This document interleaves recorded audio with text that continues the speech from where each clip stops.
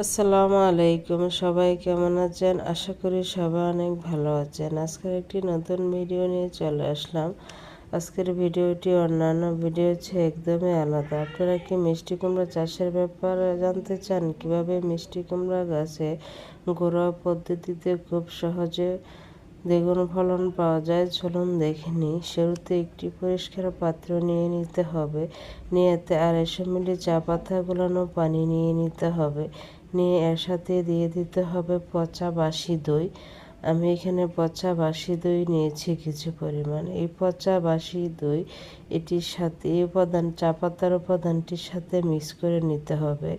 এটি কিছুক্ষণ সময় ধরে মিক্স করে নিতে হবে। এটি মিক্স করা হয়ে গেলে এর সাথে দিয়ে দিতে হবে কিছু পরিমাণ সাদা পানি। আমি এখানে এর সাথে দিয়েছি আর 500 মিলি সাদা পানি। 500 মিলি সাদা পানি দেওয়া হয়ে গেলে এটিকে আবারও কিছুক্ষণ এভাবে গুলিয়ে নিতে হবে একটি চামচ দিয়ে। এটি গোলানো হয়ে গেলে এর সাথে দিয়ে দিতে হবে থ্রিওবিট। 1 চামচ থ্রিওবিট দিয়ে আবারও কিছুক্ষণ এটিকে গুলিয়ে নিতে হবে। থ্রিওবিট হচ্ছে সালফারযুক্ত ছত্রাকনাশক। থ্রিওবিট দিয়ে আবারও কিছুক্ষণ এভাবে গুলিয়ে নিতে হবে।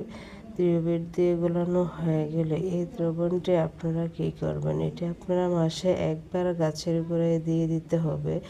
এটি মাসে 2 বার গাছের গোড়ায় ব্যবহার করা যাবে না, এতে গাছের গোড়া পচে যেতে পারে। আমি এখানে গাছের গোড়ায় দিয়ে আপনাদেরকে দেখিয়ে দিয়েছি। এই দ্রবণটি দেওয়ার পর আপনারা দেখবেন গাছে কীরকম পরিবর্তন হয়েছে। ভিডিওটি যদি ভালো লেগে থাকে, এর থেকে কোনো উপকার পেলে প্লিজ আমার চ্যানেলটি সাবস্ক্রাইব করবেন। সবাই ভালো থাকবেন, সুস্থ থাকবেন। আসসালামু আলাইকুম।